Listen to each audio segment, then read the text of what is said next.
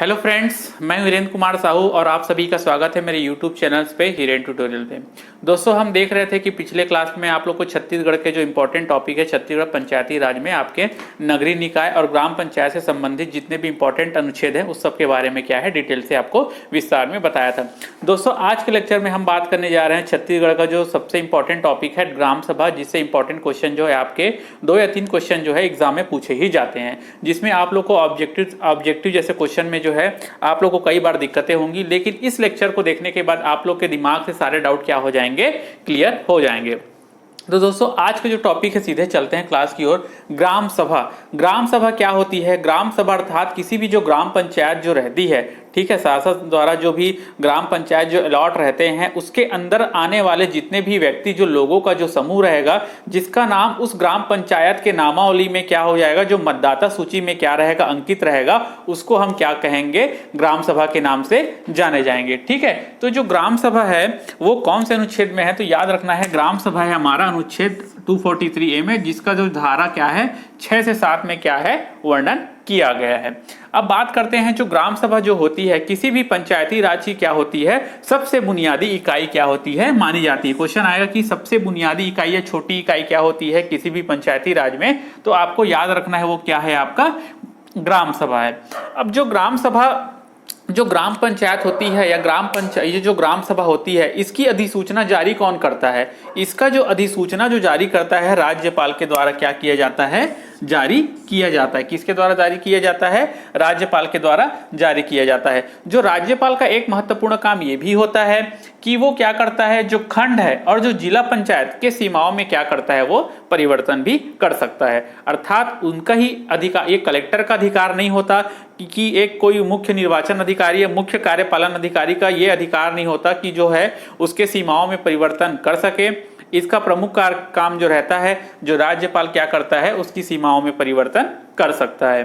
ठीक है, अब बात करते हैं इनकी सदस्य कौन होते हैं जो ग्राम सभा। तो मैं आप लोग को बताना चाहूंगा, जो ग्राम सभा का जो सदस्य रहता है वो कौन होते हैं, जो ग्राम पंचायत के जो मतदाता सूची में नामित जो व्यक्ति रहेंगे, ठीक है, उस ग्राम पंचायत में क्या होंगे, जितने भी मतदाता सूची में लोगों जो व्यक्ति रहेंगे, ठीक है, जिसका नामावली सूची में नाम रहेगा, वो क्या होंगे, वो ग्राम सभा के सदस्य के रूप में जाने जाएंगे। या विधानसभा की निर्वाचन प्रणाली में जो नामांक अंकित है, ठीक है, वो क्या होंगे, इसके सदस्य कहलाएंगे।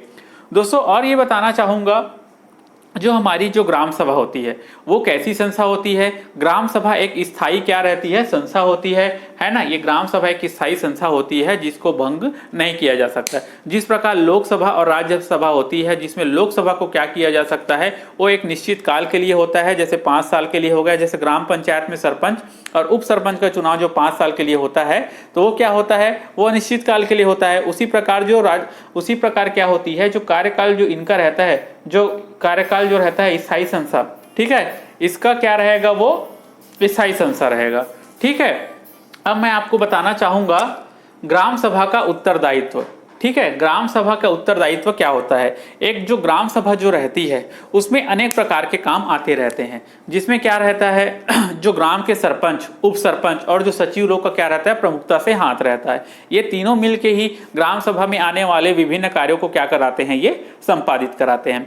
अब हम ये प्रमुखता से देखते हैं, तो जो सम्मेलन जो होता है, हम देखे होंगे गांव में, आप भी रहते हैं, मैं भी रहता हूं, ठीक है, गांव में अनेक प्रकार की सम्मेलन होती है, जहां अनेक प्रकार के क्या होते जाते हैं, जो भी काम होता है उनके बारे में क्या किया जाता है, आपस में चर्चा किया जाता है, उसको बहुमत से क्या किया जाता है, पास किया जाता है। तो सबसे पहले हम बात करते हैं, जो सम्मेलन होता है उसके जो तिथि हो गया, उसका जो स्थान हो गया, उसका जो समय का निर्धारण कौन करता है।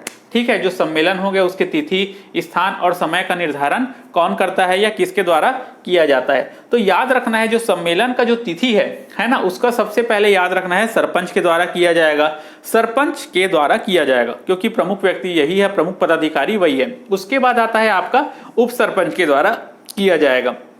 तीसरा, यदि ये अनुपस्थित है, ये भी अनुपस्थिति है, और लास्ट में कौन बच गया, ग्राम सचिव। तो जो ग्राम सचिव रहेगा वो क्या करेगा, वो सम्मेलन की तिथि और समय का क्या करेगा, वो निर्धारण करेगा।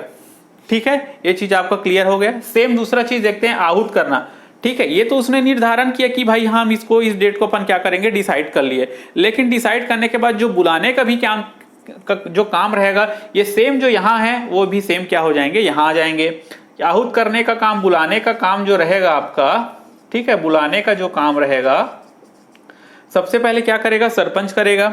सरपंच की अनुपस्थिति में क्या होगा, उप सरपंच करेगा, और उप सरपंच यदि अनुपस्थित है तो उसके जगह में कौन करेगा, आपका ग्राम सचिव करेगा। यहां तक डाउट क्लियर हो गया। अब देखते हैं अध्यक्षता। सबसे इंपॉर्टेंट क्वेश्चन ये है कि अध्यक्षता कौन करता है। यदि ग्राम सभा का बैठक होता है, सम्मेलन होता है, तो उस बैठक की अध्यक्षता कौन करता है। तो उस बैठक की अध्यक्षता का जो काम रहेगा, क्योंकि हमारा सरपंच प्रमुख पदाधिकारी रहता है, तो बैठक की अध्यक्षता कौन करता है, सरपंच करता है। यदि सरपंच क्या है, किसी काम से अनुपस्थित है, या वो क्या होगा, वो यदि हम सरपंच अनुपस्थित है या किसी कारण वो उपस्थित नहीं हुआ है, तब के कंडीशन में कौन करेगा, ये उप सरपंच उस ग्राम सभा की अध्यक्षता करेगा। तीसरा रहेगा, ग्राम सभा के सदस्यों में से एक क्या हो जाएगा, अध्यक्षता जो है चुना जाएगा। अर्थात आप समझ रहे हैं, यदि सरपंच भी अनुपस्थित है, उप सरपंच भी अनुपस्थित है, उस कंडीशन में क्या होगा, जो ग्राम सभा के जो सदस्य रहेंगे उनमें से एक क्या करेंगे, उनमें से एक का क्या होगा, चुनाव किया जाएगा, और वही क्या करेगा, उसका अध्यक्षता करेगा। दोस्तों अब आता है गणपूर्ति। गणपूर्ति अर्थात क्या होता है, आप समझ सकते हैं। गणपूर्ति में आप लोगों को बताना चाहूंगा, तो किसी भी यदि कोई ग्राम सभा की बैठक होती है, तो किसी भी मान लो कोई काम निपटाना है, ठीक है, कोई कार्य को सुनिश्चित करना है, तो उसके लिए जितने मिनिमम व्यक्तियों की क्या होती है, जरूरत होती है, ठीक है, उसकी उपस्थिति के बिना कोई बैठक नहीं हो सकता, उसी को क्या कहते हैं, गणपूर्ति कहते हैं। ठीक है, यदि घर में कोई काम है, कोई सम्मेलन है, तो क्या होते हैं, बड़े बुजुर्ग जब तक उपस्थिति नहीं होती है, बड़े बुजुर्ग जब तक हमको क्या कर दे, आदेश ना कर दे, तब तक कोई काम संपन्न होता है क्या, नहीं होता है। उसी प्रकार होता है गणपूर्ति। गणपूर्ति के लिए क्या होता है, एक निश्चित व्यक्तियों की संख्या क्या होती है, मिनिमम निर्धारित होती है, ठीक है, उसी को क्या कहते हैं हम लोग, गणपूर्ति है। तो गणपूर्ति का जो काम रहेगा, बेसिकली वो काम रहेगा आपके सरपंच और किसका रहेगा, वो पंच का रहेगा। याद रखना है, जो गणपूर्ति का काम किसका रहेगा, सरपंच और पंच का रहेगा। ठीक है, अब दोस्तों देखते हैं कि जो सम्मेलन जो होता है ना, इसमें जो ग्राम सभा का जो सम्मेलन होता है वो लगभग वर्ष में एक बार वर्ष में लगभग 6 बार होता है। ठीक है, अब हमको दिनांक याद रखना है कि कौन कौन से डेट में वो होता है, क्योंकि ये क्वेश्चन आपको ऑप्शन में दे देगा और आपको चूज करना रहेगा कि कौन कौन से डेट में क्या होगा, आपका सम्मेलन होता है। तो पहले याद रखना है 23 जनवरी को। ठीक है, 23 जनवरी, 26 जनवरी से पहले आएगा हमारा 23 जनवरी। ठीक है, 23 जनवरी को होगा। उसके बाद दूसरा है 14 अप्रैल। 14 अप्रैल को क्या रहता है, बाबा अम्बेडकर दिवस रहता है 14 अप्रैल को। ठीक है, तीसरा है आपका 20 अगस्त को। ठीक है, 3 तारीख को याद रखना है, 23 जनवरी, 14 अप्रैल और एक है हमारा 20 अगस्त। लास्ट उसके बाद चौथा है 2 अक्टूबर। गांधी जी का जो जयंती रहता है 2 अक्टूबर को तो होना ही है भाई। ठीक है, भले किसी हर डिपार्टमेंट में छुट्टी रहता है, लेकिन ग्राम सभा में इस दिन क्या होता है, अवश्य रूप से क्या होता है, बैठ के होती है। और क्या होता है, जून, अर्थात जून महीने में क्या होगा, कोई एक डेट डिसाइड किया जाएगा और उसका क्या किया जाएगा, आपका चुनाव किया जाएगा, अर्थात ग्राम सभा की बैठ के की जाएगी। अब उसके बाद क्या है, नवंबर। उसके बाद क्या है, नवंबर। ठीक है, नवंबर जो है आपकी लास्ट बैठक रहेगी। इसमें क्या करेंगे, तो इस प्रकार आपका क्या होता है, 6 दिवस रहता है, जिसमें आपको क्या करना रहता है, चुनाव करना, सभाएं जो है बैठ के करनी पड़ती है। अब बात करते हैं दोस्तों, कोरम की बात करते हैं। कोरम मैं आप लोगों को बता चुका हूं, जो कोरम होता है, ठीक है, जो कोरम की बात मैंने आपको बताया है। अभी देखते हैं विस्तार से कोरम के बारे में। कोरम, ठीक है, कोरम अर्थात क्या होता है आपका, गणपूर्ति। ठीक है, तो जो गणपूर्ति जो रहता है, ठीक है, ये क्या होता है, ये कुल सदस्य संख्या का कितना रहता है, कुल सदस्य संख्या का कितना रहता है, 1/10। यदि अर्थात हमारे यदि समाज में, ठीक है, उस ग्राम पंचायत के अंतर्गत क्या है, यदि 100 सदस्य हैं तो लगभग उसके 1/10 करेंगे तो कितने आएंगे, 10। तो उसके लगभग मिनिमम कितने आदमी होना चाहिए, 1/10, अर्थात 10 आदमी वहां पर रहना चाहिए, तभी वो बैठक क्या हो पाएगा, संपन्न हो पाएगा। दूसरा है, ये तो हो गया पहला। ठीक है, दूसरा है आपका क्या होना चाहिए, इसमें महिलाओं की भागीदारी कितनी होनी चाहिए। तो याद रखना, इसमें महिलाओं की जो भागीदारी होनी चाहिए, ठीक है, वो कुल सदस्य संख्या का कितना होना चाहिए, 1/3 होना चाहिए। क्या होना चाहिए? कुल सदस्य संख्या का कितना होना चाहिए? 1/3 होना चाहिए। ठीक है। उसी प्रकार क्या होता है, अनुसूचित जो क्षेत्र रहते हैं, ठीक है, जो अनुसूचित क्षेत्र रहते हैं, है ना, अनुसूचित जो क्षेत्र होते हैं अर्थात ST SC जो क्षेत्र रहते हैं, वहां पर भी क्या होता है, जो कोरम होता है, ठीक है, ये होना याद रखना है, ये होता है 1/3 होता है कुल सदस्य संख्या का। और इसमें महिलाओं की भी क्या होती है, संख्या जो होती है ये भी क्या होती है, 1/3 होती है। यहां तक समझ आया आप लोगों को? अब ये हो गया हमारा जो गण पूर्ति है, ये हमारा किसके लिए है? ग्राम सभा के लिए है भैया। ठीक है, याद रखना, ये ग्राम सभा के लिए है। जो 1/10 जो बताया हूं, जो महिलाओं के लिए 1/3 होती है और अनुसूचित क्षेत्र के लिए ST SC क्षेत्र के लिए 1/3 और 1/3 होती है। अब देखते हैं जो ग्राम पंचायत जो होती है,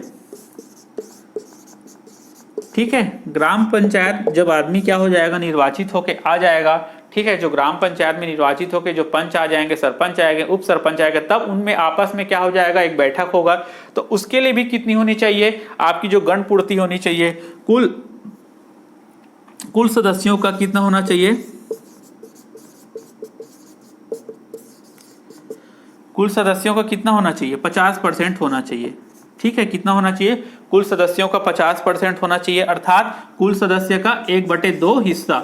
ठीक है, 1/2 हिस्सा कितना होना चाहिए, कुल सदस्यों का 1/2 हिस्सा या 50% आपका होना चाहिए। दूसरा है आपका जनपद पंचायत। जनपद पंचायत में भी क्या होगा आपका, इसमें भी आपकी कुल सदस्य संख्या का, कुल सदस्य संख्या का कितना होना चाहिए, 1/3 होना चाहिए। ठीक है, कुल सदस्य संख्या का 1/3। और जिला पंचायत में भी क्या होना चाहिए, कुल सदस्य संख्या का 1/3 होना चाहिए। ठीक है, ये याद रखना है आपको, डाउट मत रखना है आप लोग बिल्कुल भी। ठीक है, इसको देखने के बाद भूलना नहीं है। तो ग्राम पंचायत में भी 50% 1/2 रहेगा, जनपद पंचायत में 1/3 रहेगा, जिला पंचायत में 1/3 रहेगा। बस आपको याद रखना है कोरम गण पूर्ति जो ग्राम सभा में 1/10 एक दशमांश बोला जाता है, और उसमें महिलाएं रहेगी आपकी 1/3 रहेगी, और अनुसूचित क्षेत्र में कितना रहेगा, कोरम आपका 1/3 रहेगा, और जिसमें महिलाएं भी क्या रहेगी, आपका 1/3 रहेगा। ठीक है, और जो ग्राम सभा की जितने भी बैठकें होंगी, ठीक है, याद रखना है, जो ग्राम सभा की बैठकें जितनी भी होंगी, इसमें क्या किया जाएगा, इसमें जो भी कार्यवाही होगी उसका जो निश्चय किया जाएगा, है ना, जो बैठकों का जो ग्राम सभा जो रहेगा, ग्राम सभा के जो बैठकों में क्या हो जाएगा, जो भी निश्चय किया जाएगा, निश्चय जो किया जाएगा वो क्या होगा, जितने भी सदस्य संख्या जो ग्राम सभा में उपस्थित सदस्य संख्या रहेगा, है ना, ग्राम सभा में उपस्थित सदस्य का बहुमत,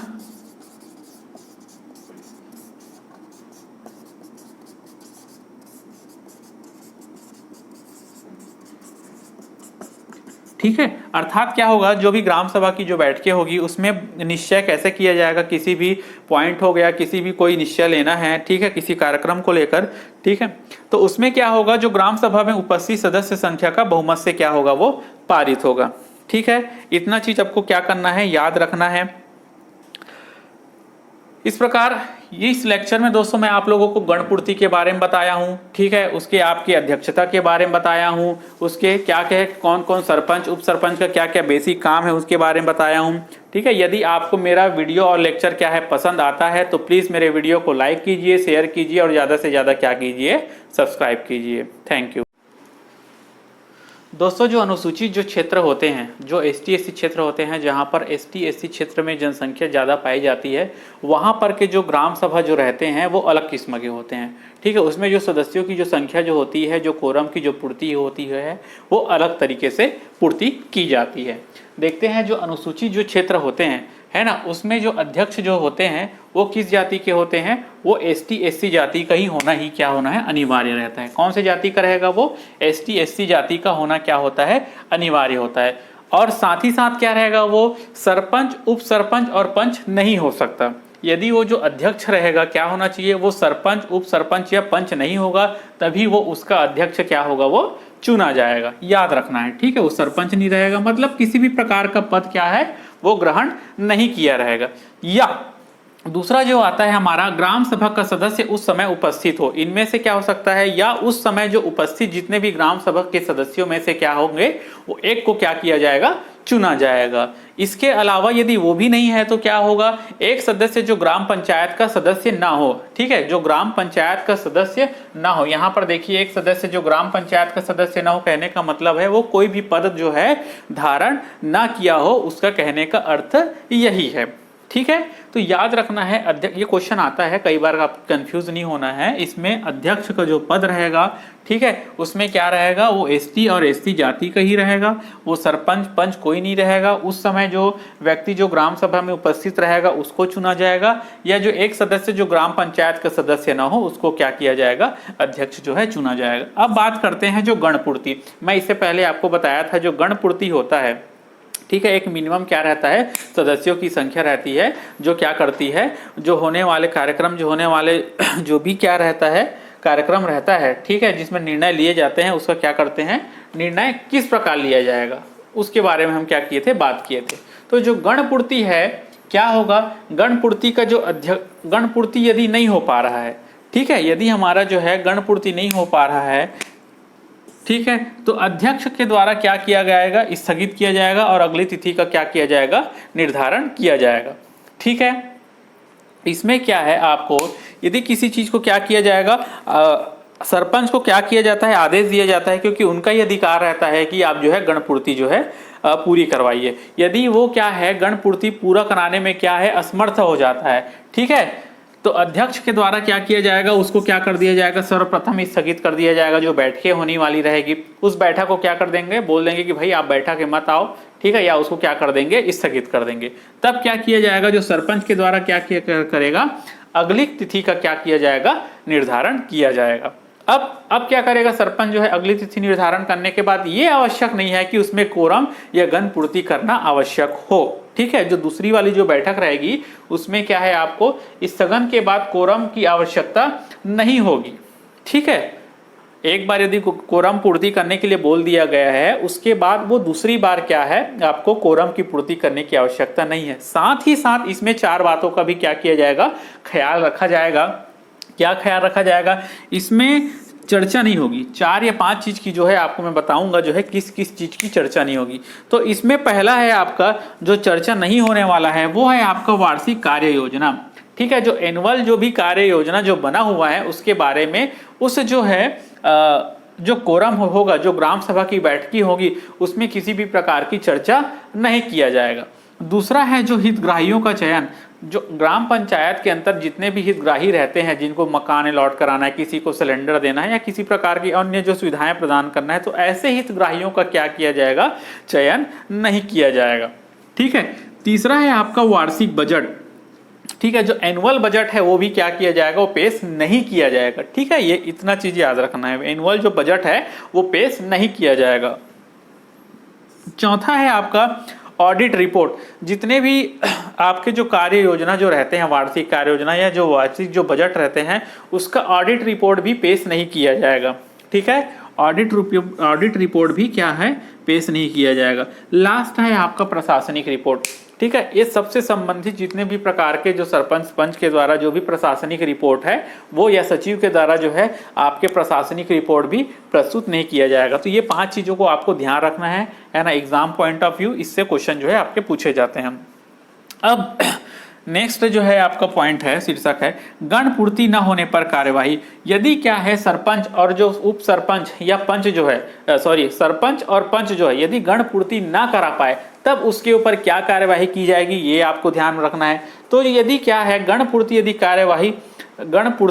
यदि नहीं करा पाता है तो क्या होगा, तो सबसे पहले जो सरपंच रहेगा उसको लगातार 3 बैठकों में क्या है, कोरम पूर्ति करने के लिए बोला जाता है, ठीक है। यदि वो लगातार 3 बैठकों में कोरम पूर्ति नहीं कर पाता है, तब क्या किया जाता है, उसको एक नोटिस दिया जाता है, ठीक है। लगातार 3 बैठकों में, पहला पॉइंट ये है, यदि वो लगातार 3 बैठकों में वो क्या है, आपका कोरम पूर्ति नहीं कर पाता है तो उसको एक नोटिस दिया जाएगा कि भाई तुम अगले 2 और जो ग्राम सभाएं होंगी उसमें आप जो है कोरम पूर्ति कराइए। तो दूसरा पॉइंट ये हो जाएगा आपका, आगामी 2 जो और अवसर दिया जाएगा कि आप इसमें जो है आप कोरम पूर्ति अवश्य कराइए, ताकि कुछ निर्णय लिया जा सके ग्राम सभा से संबंधित, जो ग्राम से संबंधित जितने भी कार्य होंगे उससे संबंधित निर्णय लिए जा सके। यदि वो ये आगामी 2 में भी क्या है वो नहीं करवा पाया, तब क्या होगा, ना हुआ तो उसको पद से क्या हो जाएगा, हटाने की कार्यवाही किया जाएगा। ठीक है, तो इस प्रकार यदि गण पूर्ति नहीं होता तो पहले 3 बैठक में, अर्थात टोटल मिला के कितनी बैठक हो जाएगी, 3 + 2 = 5 बैठक में है। यदि 5 बैठक तक वो क्या है, यदि वो ग्राम सभा में क्या है गण पूर्ति नहीं करा पाएगा तो उसको टोटल क्या किया जाएगा, हटाने की प्रक्रिया क्या हो जाएगी, प्रारंभ किया जाएगा। ठीक है दोस्तों, तो इस प्रकार ये हमारा जो लेक्चर है आज का बहुत इंपॉर्टेंट है। आप जो है अच्छे से पढ़िए और आने वाले एग्जाम में अच्छे से अच्छे क्या कीजिए, परफॉर्मेंस दीजिए। ठीक है, यदि आप लोगों को मेरा वीडियो पसंद आता है तो प्लीज़ लाइक कीजिए, शेयर कीजिए और ज़्यादा से ज़्यादा सब्सक्राइब कीजिए।